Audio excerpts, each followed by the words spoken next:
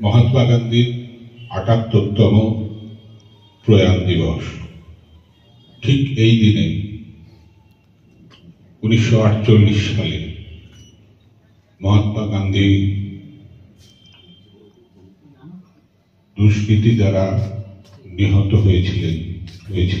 জাতির জনক মহাত্মা গান্ধীর ৭৮তম প্রয়াণ দিবস মর্যাদার সাথে পালিত হলো কাটোয়া মহকুমা শাসক করণের দপ্তরে।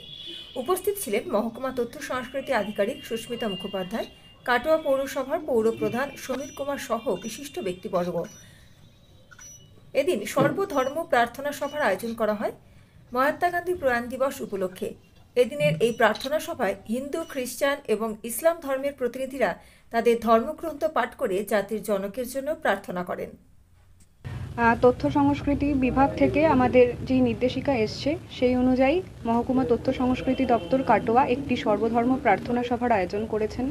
বিভিন্ন ধর্মের ধর্মগুরু গীতা, পবিত্র কোরআন, বাইবেল ইত্যাদি পাঠ করবেন। করে আমরা রামধুন সঙ্গীত, একটি ভক্তিগীতি এবং নানা বক্তব্যের মাধ্যমে মহাত্মা গান্ধীর জন্য একটা শোক সভা, একটা প্রার্থনা সভার আয়োজন করেছি। সেইভাবে আজকে আমরা একটা ছোট্ট অনুষ্ঠানের মাধ্যমে মহাত্মা গান্ধীকে স্মরণ করব। আমার নাম সুস্মিতা মুখার্জি, আমি মহকুমা তথ্য সংস্কৃতি আধিকারিক কাটোয়া। আছে দুঃখ, আছে মৃত্যু, বিরহ দহন।